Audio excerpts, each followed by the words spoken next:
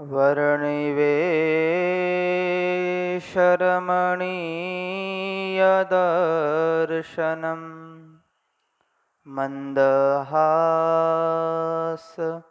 रुचिराननाम्बुजम्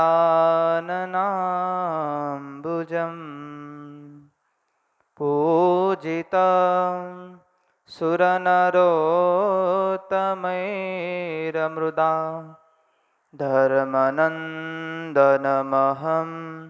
विचिन्तये। लोकाभिरामं रणरङ्गभीरं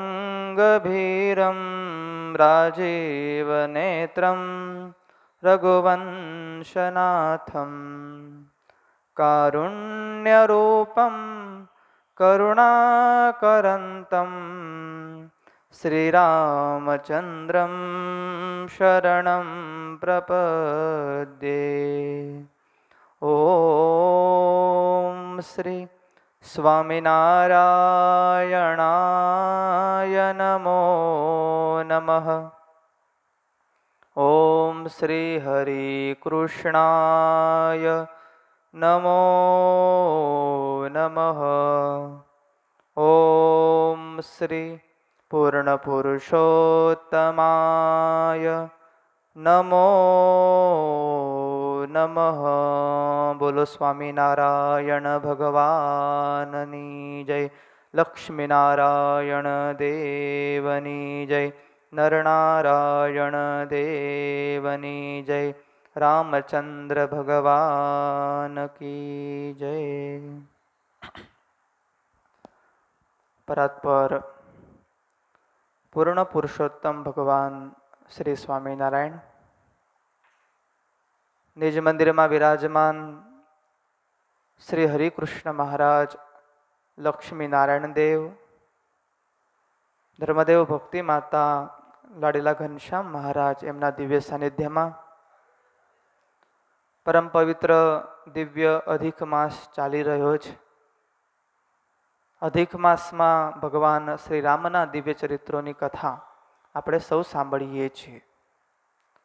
વાલા ભક્તો, આપણા સૌ કોઈના અહોભાગ્ય છે કે આપણને ભગવાન રામના ચરિત્રો આવા દિવ્ય અધિક માસમાં સાંભળવા મળે છે। અધિક માસ ચાલે છે એમાં પણ ચાતુર્માસમાં અધિક માસ ભગવાન સ્વામિનારાયણે આજ્ઞા કરી છે ચાતુર્માસમાં વિશેષ ભક્તિ કરવાની, વિશેષ નિયમો ગ્રહણ કરવાની વાત શ્રીજી મહારાજે શિક્ષાપત્રી આદિ ગ્રંથોમાં વાત કરી। અને એમાં પણ જ્યારે ચાતુર્માસમાં ભગવાનની ગેરહાજરી હોય, ભગવાન બલિરાજાના દરબારમાં જ્યારે ઉપસ્થિત હોય ત્યારે ભગવાનનો ભક્ત ભગવાનની ભક્તિ કરીને સ્વનું રક્ષણ અને ભક્તિની વૃદ્ધિ કરે છે। ત્યારે આપણા અહોભાગ્ય છે કે આપણે આ વર્ષે ચાતુર્માસમાં અધિક માસ આવ્યો એટલે વિચાર કરો કે જેમ કંઈક વસ્તુનો સેલ આવ્યો હોય અને આપણે કેમ ખરીદી લઈએ ને, એક ઉપર એક ફ્રી હોય, એક વસ્તુ ઉપર એક વસ્તુ ફ્રી હોય એટલે તરત કેમ ખરીદી લઈએ છીએ, એમ આપણે ચાતુર્માસ છે એમાં પણ અધિક માસ છે ને એમાં પણ ભગવાન રામના ચરિત્રો છે। એ ચરિત્રો જેમ સેલ આવ્યો હોય એમ ભક્તિનો સેલ છે। જેટલું પુણ્ય કમાવવું હોય એટલું પુણ્ય આપણને આ અધિક માસમાં કમાઈ લેવાય। ભગવાનના ચરિત્રો સાંભળીને, ભગવાનની ભક્તિ કરીને આવો સરસ મજાનો વિશેષ લાભ આપણા જીવનમાં આવ્યો છે। ભગવાનની બહુ કૃપા છે આપણા ઉપર કે આપણને આવો દિવ્ય મનુષ્ય દેહ મળ્યો, એમાં પણ ભારત ભૂમિમાં મળ્યો, એમાં પણ ગુજરાત જેવા પવિત્ર રાજ્યમાં જ્યાં ભગવાન સ્વામિનારાયણે અનેક ચરિત્રો કર્યા। એ ભગવાન સ્વામિનારાયણે એમના સત્સંગમાં આપણને જન્મ આપ્યો। આપણા મા બાપ સત્સંગી, આપણે સત્સંગી થયા, એ આપણા ભાગ્ય છે। જગતમાં ઘણા બધા જીવો છે, ગામમાં પણ ઘણા બધા જીવો છે કે ફરતા હશે પણ એને એવું થાય ને કે ચાલો મંદિરમાં જઈએ, ભગવાનની ભક્તિ કરીએ। ભગવાનની ભક્તિ કરવાનું તાન માત્ર ને માત્ર ભગવાનના ભક્તોમાં જ હોય. બીજા કોઈને એવું થતું નથી કે ચાલો ભગવાનની ભક્તિ કરીએ. ભગવાનની ભક્તિ એકમાત્ર ભગવાનનો ભક્ત કરે છે. આપણા ભાગ્ય છે કે આપણને આ ભગવાન મળ્યા, આવું સરસ મજાનું ભગવાનનું સ્વરૂપ, આવું દિવ્ય મંદિર, દિવ્ય હરિભક્તો, દિવ્ય સંતો આપણને મળ્યા કે જેના દર્શન માત્રથી પાપ બળીને ભસ્મ થાય. આપણા અહોભાગ્ય છે કે આપણને આ અધિક માસમાં જ્યારે રામચરિત માનસની કથા ચાલે છે ત્યારે સાંભળવાનો મોકો મળ્યો. સત્સંગ વસ્તુ એવી છે કે ક્ષણવાર પણ સાંભળે ને તો પણ બેડો પાર થાય. ભગવાન તો એવું કહેતા નથી 24 કલાક મંદિરમાં બેસી રહો. ભગવાન એવું કહેતા નથી 24 કલાક મને સમય આપો, પણ જે સમય આપો એ શ્રેષ્ઠ સમય મને આપો. 24 સેકન્ડ જો ભગવાનને આપીશું પણ શ્રેષ્ઠ સમય આપીશું. મંદિરમાં બેસશો પણ જાતે જોયા કરશો, ડફડિયા મારશો તો ભગવાન રાજી નહીં થાય. એક માળા કરશો પણ ભગવાનનું સ્મરણ હશે તો ભગવાન એ માળા સ્વીકારશે. અને એમાં પણ અધિકસ્ય અધિકમ ફલમ, આ માસનો મહાત્મ્ય એ જ, મહિમા એ જ કે અધિક ફળ કમાઈ લેવું. આપણે ક્યારેય કમાવાનું છોડતા નથી, પણ અધિક માસમાં પુણ્ય કમાવાનું જ્યારે આપણને મળ્યું છે ત્યારે ભૂલ્યા વગર આપણે કમાઈ લેવું એ સૌથી શ્રેષ્ઠ છે. એટલે કથા વાર્તા એ બહુ મહાન છે. સંતો કહે છે, જેઓ ઘેર કથા કીર્તન નહીં, સંત નહીં મહેમાન.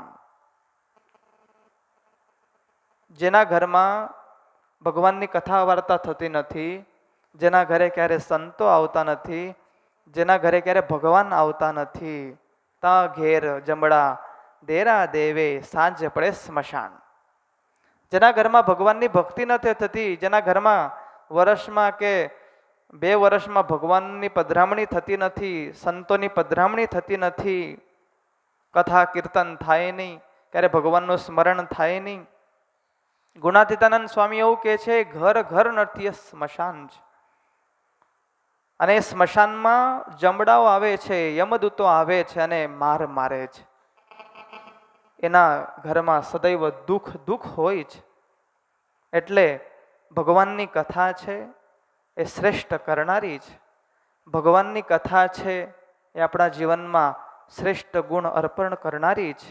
એટલા માટે જ ડેલી ઘરમાં આરતી કરવી, ભગવાનનું ભજન કરવું, સમય મળે તો પરિવારજનો બેસીને, સમય મળે નહીં કાઢવો પડે. આજનો સમય એવો છે, 5 મિનિટ તો 5 મિનિટ ઘરના લોકો બેસીને એક વચનામૃતનું વાંચન કરે, એક ચરિત્રનું વાંચન કરે, સત્સંગ થાય, કથા વાર્તા થાય. એ ઘર ઘર નથી, એ મંદિર છે. પણ જે ઘરમાં આ બધું કશું થતું જ નથી એ સ્મશાન કહેવામાં આવ્યું. એટલે તુલસીદાસજી મહારાજ કહે છે કે મનુષ્ય જન્મ મળ્યો છે તો ભગવાનની કથા વાર્તા સાંભળી લેવી. ચોપાઈમાં બહુ સરસ મજાની વાત કરી. जिन हरि कथा सुनी नहीं काना, श्रवण रंध्र अहि भवन समाना, हरिचरित्र बिना और रस चाहा, सोनर सुख के भूले रहा, शुक सनकादिक व्यास ही जो, कहत ही वारम વાર ही સોહુ. તુલસીદાસજી મહારાજ કહે છે કે જીન હરિ કથા સુની નહીં કાના, જેને ભગવાનની કથા સાંભળી નથી એના કાન કાન નથી. આપણને ભગવાને કેવા સરસ મજાના કાન આપ્યા છે. જેને ભગવાનની કથા સાંભળી નથી એના કાન કાન નથી, પણ સર્પને રહેવાનું દર છે. સર્પનું ઘર હોય ને, સાપ રહે છે. આવા સરસ મજાના કાન આપ્યા હોય તો એ કાનથી ભગવાનની કથા સાંભળવી જોઈએ. તુલસીદાસજી મહારાજ એવું કહે છે, શ્રવણ રંધ્ર અહી ભવન સમાના, હરિચરિત્ર બિનો ઓર રસ ચાહા.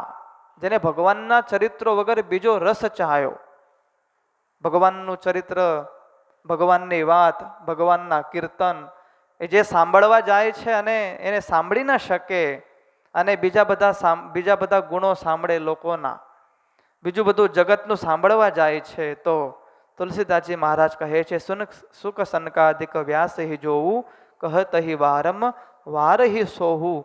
સુખ સનકાદિકો વારંવાર કહે છે કે આ કાનથી માત્ર ને માત્ર ભગવાનની કથા સાંભળવી જોઈએ. આ શરીરની શ્રેષ્ઠતા એ છે. ભગવાને સરસ મજાના 2 હાથ આપ્યા તો ભગવાનની સેવા કરવા માટે આપ્યા, ભગવાનની માળા કરવા માટે આપ્યા, તાળીઓ વગાડવા માટે ભગવાને હાથ આપ્યા. એની શ્રેષ્ઠતા એ જ. સંસાર તો કરવાનો જ છે, તો સાઈડ બિઝનેસ છે.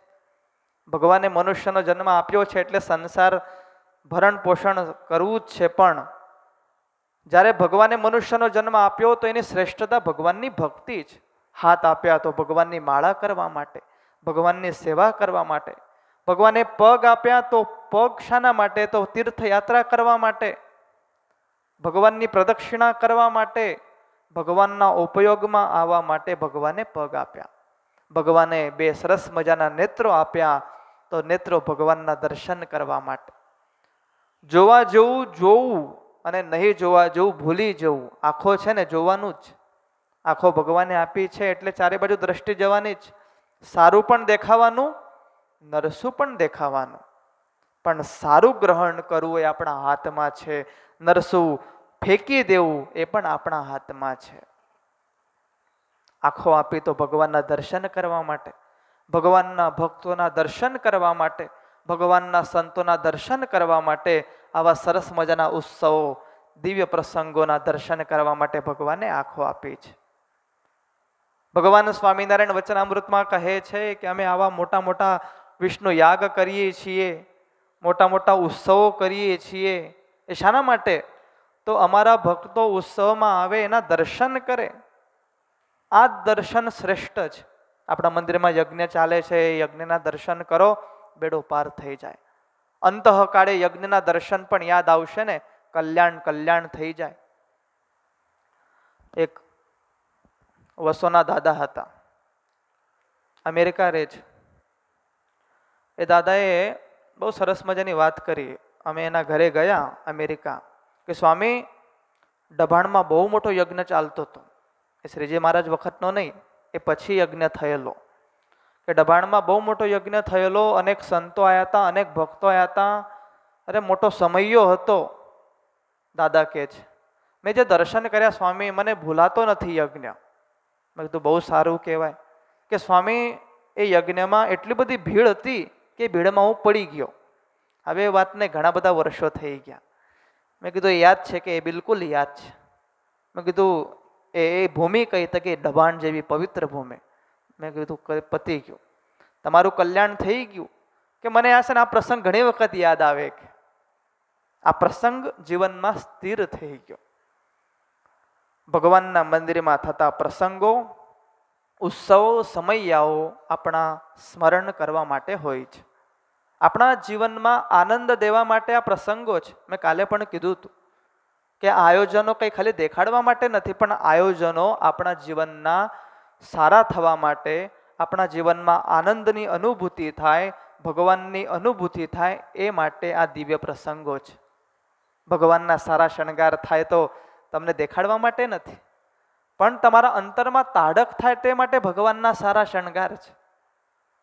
આ મંદિરને સરસ મજાનો કલર થાય, કલર કામ થાય તો પૈસાનો ખર્ચ નથી, પણ એ મંદિરના દર્શન થાય તો અંતરમાં તાડક થાય કે આ મંદિરમાં મારા ભગવાન બેઠા છે, આ મંદિરમાં મારા લક્ષ્મી નારાયણ દેવ બેઠા છે, હરિકૃષ્ણ મહારાજ બેઠા છે. આવી દિવ્ય અનુભૂતિ એ જીવને થાય છે. એટલે તુલસીદાસજી મહારાજ કહે છે કે આ શરીર છે એ ભગવાનના ઉપયોગમાં આવવું જોઈએ.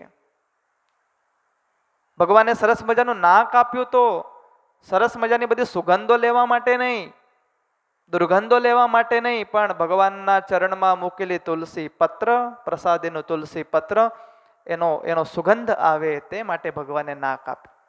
આવી રીતે એક એક અંગ ભગવાનના કામમાં આવે તો જ આપણો મનુષ્ય દેહ સાર્થક કહેવાય. બાકી તો આ જગતમાં ઘણા બધા જીવો જન્મ ધારણ કરે છે અને મરે છે. સદગુરુ મુક્તાનંદ સ્વામીએ સત્સંગી જીવન મહાત્મ્યમાં કથાનો મહિમા કયો. મુક્તાનંદ સ્વામી એવું કહે છે કે જે ભગવાનની કથા નથી સાંભળતો, જે ભગવાનની કથા નથી સાંભળતો, જે ભગવાનની ભક્તિ નથી કરતો, એના હૃદયમાં તો દિન પ્રતિદિન દોષનો ઉદ્ભવ થયા કરે છે. કામ તો કામ વધતું જાય, ક્રોધ તો ક્રોધ વધતો જાય, ઈર્ષા તો ઈર્ષા વધતી જાય, લોભ તો લોભ વધતો જાય છે. આવી રીતે દોષની વૃદ્ધિ થાય. ક્યારે? ત્યારે ભગવાનની કથા ન સાંભળે ત્યારે. હવે એના માટે સ્વામી એવું કહ્યું કે રુદંતી સર્વ પાપાની ત્વેતસ્ય શ્રવણ ક્ષણે. મહાત્મ્યમાં મુક્તાનંદ સ્વામી કહે છે કે જ્યારે ભગવાનની કથા જીવ સાંભળે છે ત્યારે અંતરમાં જે પાપો છે એ પાપો બળે છે ને રડે છે, એને બળતરા થાય. ઓહો આવા ચરિત્રો, ભગવાનના ચરિત્રો, આ ચરિત્રો તો અમારો વિનાશ કરી નાખશે. બળવા માંડે, રડવા માંડે અને કહે છે રુદંતી સર્વ પાપાની ત્વેતસ્ય શ્રવણ ક્ષણે અસ્માકમ પ્રલયમ સદ્ય કથે હામ કરીષ્યતિ. આ કથાથી અમારો વિનાશ થશે. જ્યારે પાપ બળીને ભસ્મ થાય છે ત્યારે ભગવાનનું સ્મરણ થતાની સાથે ભગવાનની મૂર્તિ અંતરમાં સ્થિર થાય છે. એટલે જ ભગવાને આવો સરસ મજાનો મનુષ્ય દેહ આપ્યો હોય તો ભરવા જેવું ભરવું. આપણે ક્યારે ખરાબ વસ્તુ ભરીએ છીએ આપણા ઘરમાં, ઘર ક્યારે ખરાબ રાખીએ છીએ, શરીર ચોખ્ખું રાખીએ છીએ પણ અંતર ચોખ્ખું નથી હોતું.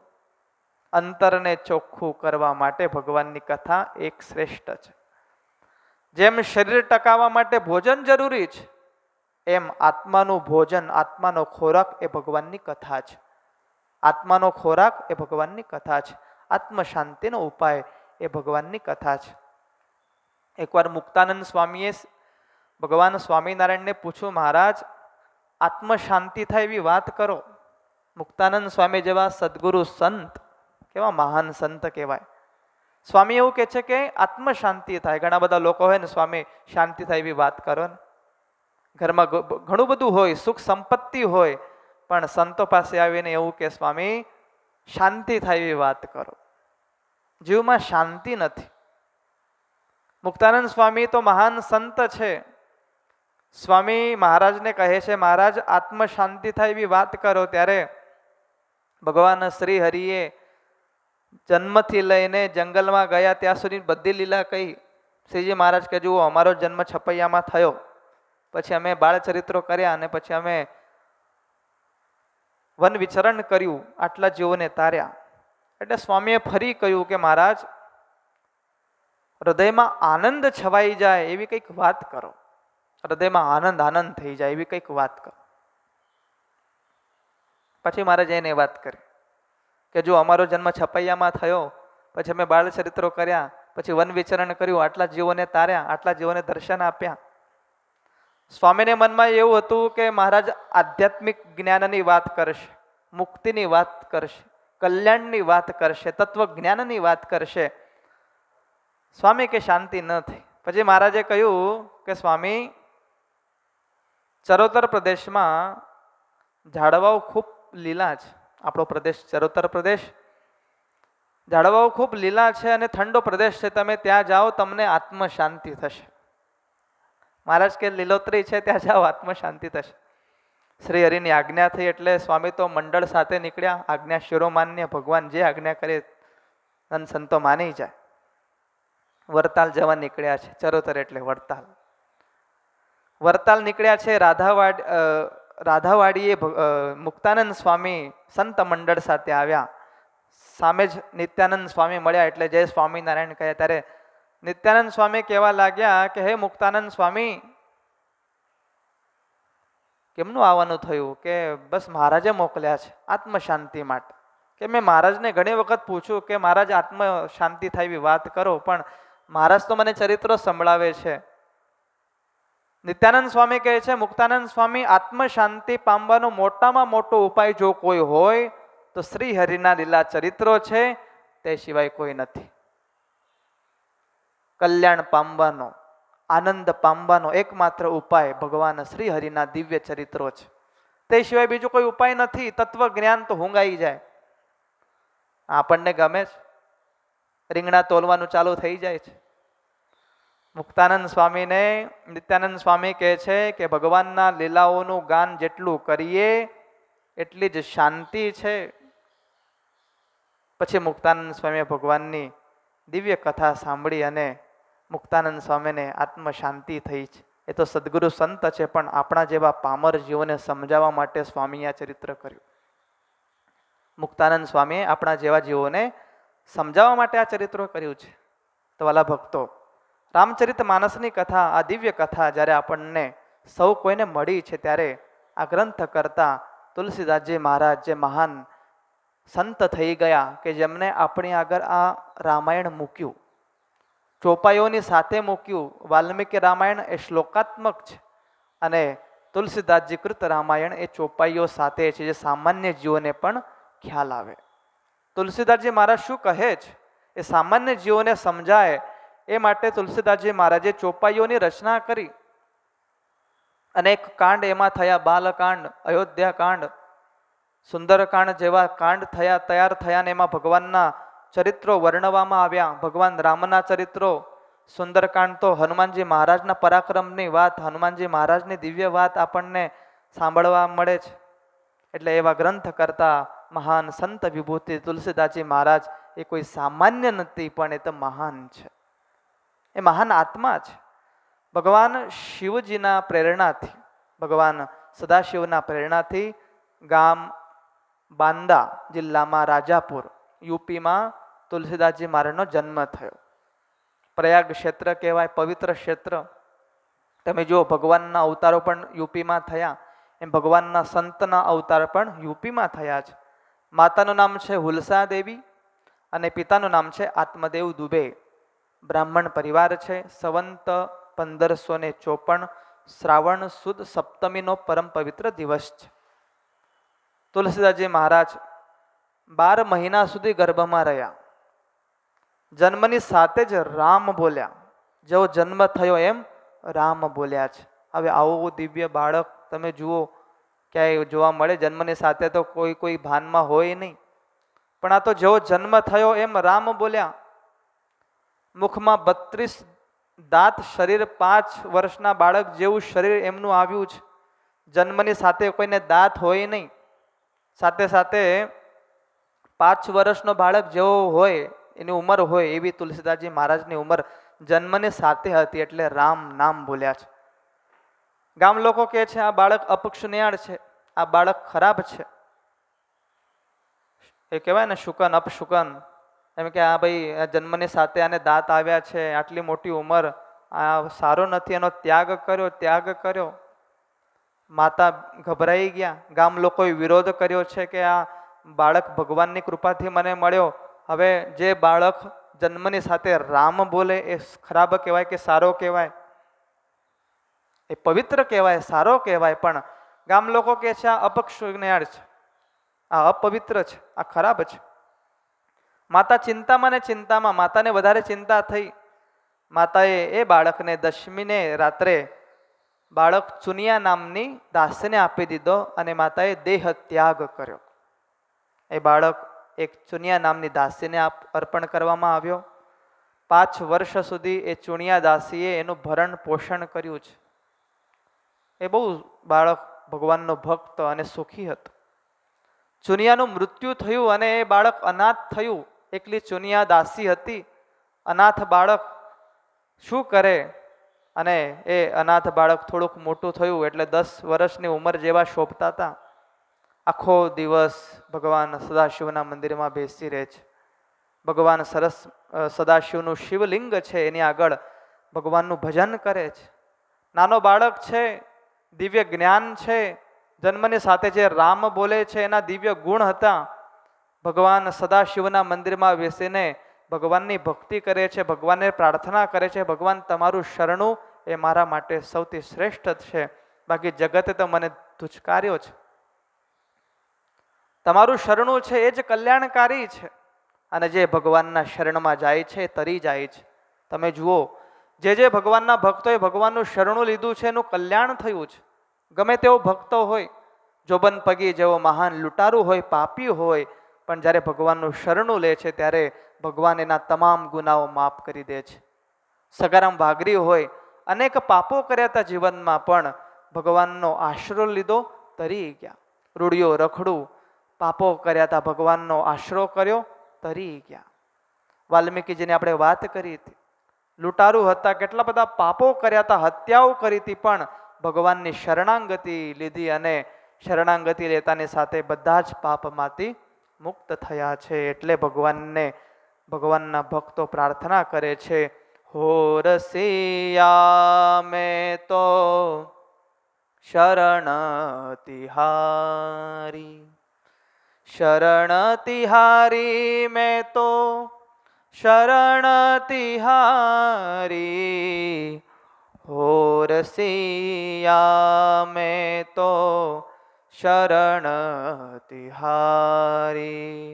નહીં સાધન બળ વચન ચાતુરી, નહીં સાધન બળ વચન ચાતુરી, એક ભરોસો ચરણે ગીરધારી, હો રસિયા મેં તો શરણ તિહારી. જીવનમાં ગમે તેવા દુઃખ આવે ને, ભગવાનનું શરણું લેજો, બીજે ક્યાંય માથું કૂટવાની જરૂર નથી. ભગવાનનું શરણું લેજો, ભગવાન ઉગારવા માટે તૈયાર છે. તમે જેનો આશરો લેશો એને એની લાજ હોય. તમે જેનું ભજન કરો છો, રાત્ર દિવસ તમે જેનું ભજન કરો છો, દુઃખ આવે ને એ ભગવાન પાસે આવજો, તમારું દુઃખ ભગવાન સામે મૂકજો, ભગવાન એ દુઃખમાંથી તમને ઉગારી લેશે. સ્વામી એવું કહે છે, નહીં સાધન બળ વચન ચાતુરી, બસ એક ભરોસો, ભગવાન એક ભરોસો તમારા ઉપર છે.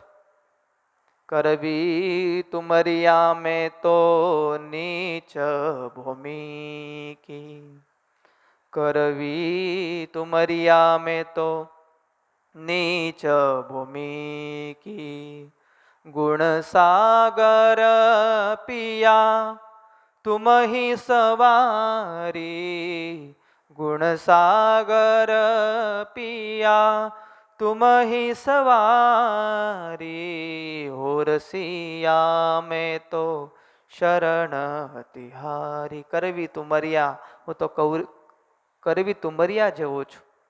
પેલી કડવી દૂધી હોય ને, એને કોઈ ગ્રહણ કરે ખરો? ફેંકી દે. મારો જીવ એવો છે ભગવાન, છતાં પણ તમે તો બધું સ્વીકારો છો. તમે ગુણ સાગર છો, તમારામાં અનંત ગુણ રહ્યા છે. સમુદ્ર છો તમે, ગુણના સમુદ્ર છો. અમારા દોષ આગળ જોશો નહીં. મેં અતિ દીન બાળક તુમ શરણે, હું તો અમારો બાળક છું. હું દીન છું, તમારો બાળક છું, અને મારા જે ભૂલો છે એ તમે માફ કરો. હે ભગવાન, મારા ઉપર કૃપા કરો. જ્યારે ભગવાનનો ભક્ત આવી રીતે પ્રાર્થના કરે, ભગવાનની શરણાગતિ લે છે, ભગવાન એના તમામ ગુનાઓ માફ કરી દે છે. ભગવાન એના ઉપર કૃપા કરે છે. અહમ હોય ને એ ભગવાનનું શરણું નથી લેતો. અરે હું છું ને, બધું થઈ જશે, મારા દ્વારા થાય છે, મારાથી જ થશે. પણ જ્યારે ભગવાન કરે છે ને ભગવાન કરશે અને ભગવાન જ કરવાના છે, આવી જ્યારે ભાવના આવશે ને, ત્યારે ભગવાન દરેક દુઃખમાંથી આપણને દૂર કરશે. ભગવાન આપણી મદદ કરશે. તુલસીદાસજી મહારાજ નાનપણમાં જ એ અનાથ થઈને ભગવાન શિવના મંદિરમાં આવીને બેસે છે, રડે છે, ભગવાનની સ્તુતિ કરે છે. નિત્ય માતા પાર્વતી એક બ્રાહ્મણીનો વેશ લઈને જમાડવા આવે છે. ભગવાનનો ભક્ત હોય, ભગવાન એનું ધ્યાન રાખે છે. પાર્વતી માતા ડેલી એક બ્રાહ્મણીનું રૂપ આવીને એ જમાડે છે. ગામમાં એક નરહરિયાનંદજી નામને સાધુ આવ્યા. એ સાધુએ કીધું કે ચાલ મારી સાથે અયોધ્યા, એમ કરીને સાધુ લઈ ગયા. ગામમાં બધા રામ બોલા એમ કરીને એમને બોલાવતા. કેમ? તો રામ બોલ્યો તો. નામકરણ સંસ્કાર થયો નહીં, પણ જન્મની સાથે રામ બોલ્યો એટલે રામ બોલા કરી કે બધા એને પુકારવા લાગ્યા છે. રામ બોલા, ચાલ હું તને અયોધ્યા લઈ જાઉં. એમ કરીને તુલસીદાસજી મહારાજને એ સાધુ અયોધ્યા લઈ ગયા. સંવંત 1561 માઘ સુદ પાંચમને શુક્રવારે સરસ મજાની યજ્ઞનો પવિત્ર સંસ્કાર વિધિ કરવામાં આવ્યો. તુલસીદાસજી મહારાજ એ ગુરુની સેવા કરે છે. ગુરુની સેવા કરતાની સાથે સાથે તેમની પાસેથી રામચરિત્ર એમને સાંભળ્યું. વાલ્મીકી રામાયણ, દિવ્ય રામાયણની કથા એમને સાંભળી, ભગવાનના દિવ્ય ગુણો સાંભળ્યા, મન પ્રફુલ્લિત થયું છે. ભગવાન રામે જ મોકલ્યો છે અને ભગવાન રામના ચરિત્રો જ્યારે સાંભળવામાં આવ્યા, આનંદ થઈ ગયો. ત્યાર પછી કાશીમાં સ્વામી શેષ સનાતન દાસજી પાસે 15 વર્ષ રહી અધ્યયન કર્યું અને પારંગત થયા છે, ભણ્યા છે અને પછી પાછા લગ્ન એમને કરી આપ્યા. હવે ખરી કથા ચાલુ થાય છે. તુલસીદાસજી મહારાજના લગ્ન કરવામાં આવ્યા, ભણ્યા ગણ્યા, પણ પત્નીમાં અતિશય હેત થયું. તુલસીદાસજી મહારાજ ભણીને તૈયાર થયા છે, પણ એ જ્યારે શેષ સનાતન દાસજી એમને એવું કહ્યું કે તું લગ્ન કર, અને લગ્ન કરતાની સાથે જ એમને પત્નીમાં હેત થયું, અતિ આસક્તિ થઈ. જે જીવને અતિ આસક્તિ થાય છે એ જીવ મોક્ષ માર્ગમાંથી પડી જાય છે. હેત હોય, પ્રેમ હોય, પણ આસક્તિ ન હોવી જોઈએ. આપણને સમજાવે સંતો કે પ્રેમ કરાય પણ આસક્તિ ન કરાય. તમે જુઓ શ્રીમદ ભાગવતમાં 5મ સ્કંદ જળ ભરતની દિવ્ય કથા આપણે ઘણી વખત સાંભળી છે. જળ ભરતને જ્યારે એ હરણનું બચ્ચું મળ્યું ત્યારે એને એવું થયું કે આ હરણના બચ્ચાને એના જીવનમાં મારા સિવાય હવે કોણ છે? જેને ભગવાને જન્મ આપ્યો છે એનું ભરણ પોષણ ભગવાન કરવાનો જ છે, પણ ભરતજીને એવું થયું કે મારા સિવાયનું કોઈ નથી. એની મા તો મરી ગઈ છે, એટલે ભરતજીને એવું થયું આનું ભરણ પોષણ કરું. અને ભરણ પોષણ કરતાની સાથે પ્રેમ વધ્યો. જેટલો સમય ભગવાનની ભક્તિમાં કાઢતા હતા એ સમય હવે એનું ભરણ પોષણ કરવામાં ગયો છે. ભગવાન માટે સરસ મજાના તુલસીના પત્ર લેવા જાય, ફૂલ લેવા જાય, હવે એના માટે ઘાસ લેવા જાય છે. જે સમયે ભગવાનની માનસી પૂજા કરતા હતા એ સમય એને રમાડે છે. જે સમયે ભગવાન માટે, ભગવાનને પ્રસન્ન કરવા માટે દંડવટ કરતા હતા, એક પગે ઊભા રહીને એ ભજન કરતા હતા, તે સમય હવે એને વિહાર કરવા માટે જંગલમાં લઈ જાય છે. આસક્તિ ધીમે ધીમે ધીમે વધતી ગઈ અને એ આસક્તિ એવી થઈ કે એક દિવસે હરણનું બચ્ચું જતું રહ્યું અને ભરતજી રડવા લાગ્યા. એટલા બધા રડવા લાગ્યા, જેને આખો રાજ્યપાઠ છોડીને આવ્યા હતા, પોતાના દીકરાઓને રાજ્યપાઠ સોંપી દીધો, અનંત સંપત્તિ સોંપી દીધી, એક હરણના બચ્ચામાં બંધાઈ ગયા. એક મૃગ કે કારણે ભરત ધરી 3 દેહ, એક મૃગના કારણે 3 દેહ ધારણ કરવા પડ્યા. એટલે સંસાર તો આપ્યો છે, ભગવાને સંસાર આપ્યો છે, પણ આસક્તિ માટે નહીં. જે આસક્ત થાય છે એ મોક્ષ માર્ગમાંથી પડી જાય છે, એનું પતન થાય છે. આવી રીતે તુલસીદાસજી મહારાજ એમનું લગ્ન થયું, પત્નીમાં એટલો બધો મોહ થયો, એટલો બધો મોહ થયો કે ડેલી નિત્ય સ્નાન સંધ્યા ભૂલીને એ પત્નીના પ્રેમમાં પાગલ બન્યા છે. એટલે લગ્ન થાય ને એટલે બહુ મોટી ઉપાધિ છે. લગ્ન થાય એટલે મંદિર ભૂલી જવાય. હું ધ્રુવિતભાઈને ઘણી વખત કહું કે અત્યારે આટલો બધો સમય તમે આપો છો, પણ નોકરી અને છોકરી, લગ્ન અને નોકરી થાય એટલે પછી ધીમે ધીમે ધીમે ધીમે એ મંદિરમાં આવવાનું બંધ થઈ જાય. ના થાય બંધ, એ તો ભગવાનનો સાચો સમજુ ભક્ત છે. પણ પત્ની એવી જો આવી જાય કે મંદિરમાં જવા જ ન દે, એવી રૂપાળી આવી જાય. તુકારામ મહારાજ કહે છે કે મારા જેવી પત્ની સૌ કોઈને મળે. તો ગામ લોકો કે હવે તમારી પત્ની કેવી ખરાબ છે, જેમ તેમ બોલે છે. તો એટલા માટે તો કહું છું, મારા જેવી પત્ની, મારી પત્ની એવી જેમ તેમ બોલે ને એટલે હું ઘરે જતો જ નહીં, મંદિરમાં બે રહું છું. એટલે મારા જેવી પત્ની બધાને મળે તો ભજન ભક્તિ થાય, ભગવાનનું સ્મરણ થાય. હા, એવું માંગ્યું ભગવાનને, વિચાર કરો. એટલે લગ્ન કર્યા પછી જો ભગવાનમાં સ્મરણ હશે, સંસાર એટલે ભગવાને તમને શ્રેષ્ઠ કહ્યા ને કે સંસારમાં રહીને એ ભગવાનની ભક્તિ કરે એટલે ગ્રહસ્થ શ્રેષ્ઠ જ. પણ લગ્ન કર્યા પછી જો ભગવાનને જ ભૂલી જાય ને ગ્રહસ્થાશ્રમમાં જ મન પોરવી રહે છે, એ ખોટું છે. એટલે તુલસીદાસજી મહારાજ એ પત્ની પ્રેમમાં એટલા બધા આસક્ત થયા છે કે રામ નામનું ભજન છોડી દીધું. રાત્ર દિવસ પત્નીના પ્રેમમાં પાગલ પત્નીને જોવા માટે તલસે જ. જેવા જેવા દિવસો વધતા ગયા એમ પત્નીનો પ્રેમ વધતો ગયો, આસક્તિ વધતી ગઈ છે. એટલે તુલસીદાસજી મહારાજના જીવનમાં દુઃખની શરૂઆત થઈ. જ્યારે પ્રેમ ભગવાનમાંથી નીકળી જાય છે અને જીવોમાં જાય છે, અનંત જીવોમાં જાય છે, ત્યારે એ જીવ દુઃખના માર્ગે નીકળે છે અને એ ભગવાનના પ્રેમમાં જે પાગલ થયા હતા એ પાગલ હવે પત્નીના પ્રેમમાં થયા, સંસારમાં થયા. એક સાધારણ સંસારી હોય ને, તમે એનું જીવન જુઓ, ટેન્શન ટેન્શન ને ટેન્શન, ટેન્શન ભર્યું જીવન હોય. જ્યારથી જન્મ્યો ત્યારથી ટેન્શન, મોટું થવાનું ટેન્શન, બરાબર. તમારા ઘરે દીકરાઓ આવે એટલે એનું લગ્ન થાય એનું ટેન્શન, એને ભણાવવાનું ટેન્શન પહેલાં તો, લગ્ન પછી એને સારી નોકરી મળે એનું ટેન્શન, નોકરી મળે એટલે એનું ઘર ટેન્શન, એને દીકરો થાય પછી ટેન્શન, પછી દીકરાનો દીકરો આવે એટલે એને રમાડવાનું. એટલે માયામાં પોરવીને રહો છો, પણ ભગવાનને સાથે રાખો તો ક્યારેય આસક્તિ સંસારમાં થાય નહીં. ચરિત્ર બહુ સારું છે તુલસીદાસજી મહારાજનું જીવન ચરિત્ર. આપણે આવતીકાલની એ દિવ્ય કથામાં સાંભળીશું. રામચરિત માનસની કથા બહુ દિવ્ય છે. આ કથા આપણને જીવનમાં ઘણા બધા પ્રેરણા સ્ત્રોત બની રહે છે. સહજાનંદ સ્વામી મહારાજની જય, રામચંદ્ર ભગવાનની જય. શ્રીપતિમ શ્રીધરમ સર્વદેવીશ્વરમ ભક્તિધર્માત્મજમ વાસુદેવમ હરિમ માધવમ કેશવમ કામદમ કારણમ શ્રી સ્વામિનારાયણમ નીલકંઠમ ભજે. સહજાનંદ સ્વામી મહારાજની જય.